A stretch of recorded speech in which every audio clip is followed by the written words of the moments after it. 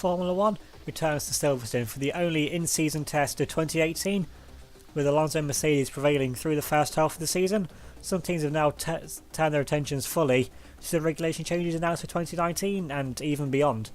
However, nothing's ever set in stone, and whilst the mathematical possibility always remains, even though Alonso has a 45-point lead in the Drivers' Championship and Mercedes are enjoying the same gap in the Constructors, there's still 4 other teams and 7 other drivers gunning for glory in the second half of the season. Mercedes' main focus during the 3 days of testing was focused more on preparation work for the 2019 season. Fernando Alonso confirms to the world that he will be retiring from Formula 1 at the close of the season, regardless of whether he wins the championship or not. And therefore, the Spaniard sat out most of the programs Mercedes ran, and it was up to Pascal Wehrlein and newly crowned Formula 2 champion George Russell to put the car through its paces. And some are already now speculating that Russell will be Alonso's direct replacement for the 2019 season.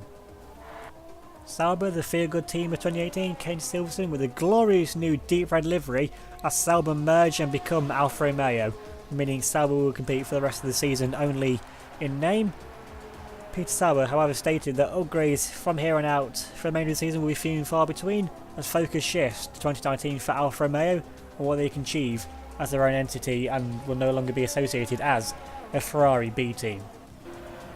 Talking of B teams, Haas look to have been in a bit of a slump as of late, with neither driver looking really to ever be in points contention at the previous race out at Hungary. However, both Mick Schumacher and Lance Stroll remain confident that results could pick up soon, and Haas will prevail over Sauber for 6th place in the Constructors' Championship. With the next 2 races at high-speed tracks at Spa and then Monza, results could be on the up for the American outfit. BMW, however, confirmed that funding for Haas will be reduced to focus on Williams' Constructors' battle and the slim chance that both Robbie Kubica and Josh Taylor have in the Drivers' Championship. However, one last upgrade package is planned for the team's home race at the Circuit of Americas. Much like Mercedes, McLaren are focusing now on 2019 and even beyond to the 2021 regulation changes. With 2018 said to be another throwaway year for the British outfit, they look toward 2019 and 2021 to restore themselves to past glories.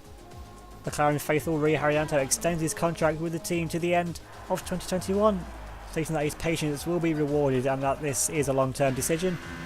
However, the feeling on the other side of the McLaren garage was very different, with rumours now circulating that it's already a done deal that F2 runner-up and McLaren junior Lando Norris will replace the struggling Carmen Jorda for the 2019 season. Following on from a rather shambolic opening 11 rounds to the 2018 season, the Scuderia have mainly switched their focus now to the 2019 regulations. Despite driving a car that's been described as a shed by many, Sebastian Vettel lies second in the Drivers' Championship, albeit over 2 race wins worth of points behind Alonso. With Ferrari's home race soon approaching, can the most prestigious team in Formula 1 do anything to salvage their 2018 season and Vettel's slim championship hopes? Williams spent a majority on the Silverstone test looking to keep the FW40 on the track, let alone testing no upgrades, as the upgrades BMW brought to the car back at Hungary absolutely destroyed the balance in the rear of the car, which caused Josh Taylor to drop to last place, eventually having to retire the car. Kubica, although mainly keeping his car on the black stuff, also struggled for pace last race out. With Williams completing the least amount of miles over the 3 days, could the team's championship hopes be disappearing, along with the stability of the car? Red Bull were one of the main talking points over the test, as a shock deal with Honda, which would see the motor company purchase a 20% stake within the team, was announced. This further led to the announcement that from 2019 onwards, Red Bull were to use Honda engines, coming after Honda purchased the contract from Ford to supply engines to the Austrian outfit. A Ford spokesperson later came out and said that there could well be no Ford Cosworth-powered cars on the grid for 2019, however a fully designed power unit is ready for use from any of the other teams. With a spokesperson then later went on to say that Ford are discussing a possibility of a return in 2021 as a constructor if power unit prices are reduced significantly. This season was still much the focus of Renault during the test, with the French outfit finally able to compete within the top 10 on a legitimate basis more often than not in recent races. The team are confident they can mix it up in a battle for 6th in the constructors with Haas and Sauber. The French outfit was also receiving its fair share of media attention during the second day of testing, as it was announced that Jean-Eric Vergne had signed with Renault to replace Daniel Ricciardo with immediate effect and will race for the French outfit for the remainder of the season and for 2019. With Ricciardo was seemingly to improve in results for this season, it came as a shock to many that he was dropped so quickly by the French outfit. It looks as if the Honey Badger's time in Formula 1 could be up, unless he finds a desperate drive for 2019.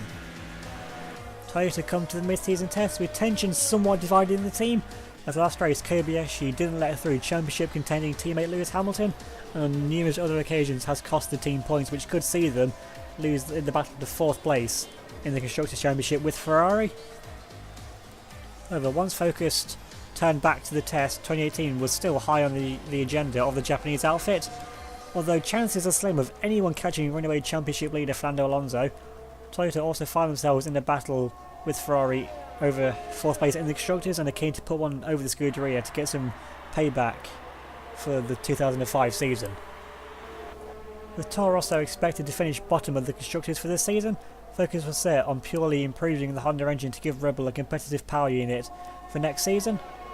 Honda are rumoured to intend to further align Toro Rosso and Red Bull to give both teams a competitive edge and for Red Bull Juniors a chance to impress, instead of a good drive only delivering a low points finish if they're lucky, such as Gasly dragging the STR Honda to 11th place at his home race out in France.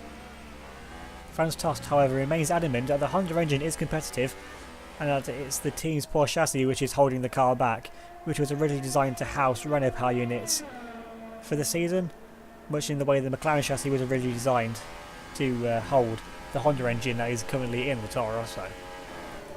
The final day of testing ended with a rather unique situation, with the 2018 season proving to be rather tame in terms of lack of incidents. At the request of all of the teams and the drivers, they were all sent out to follow a mock safety car situation as a refresher procedure and to give the crowd a reminder that the safety car does still exist. With 8 races left in the season, can Mercedes hold on to their leads in both championships? Can Fernando Alonso hold on to his lead in the drivers? And can Verne find his feet with a rebuilding Renault outfit? Find out in 2 weeks' time when the championship resumes with the Belgian Grand Prix.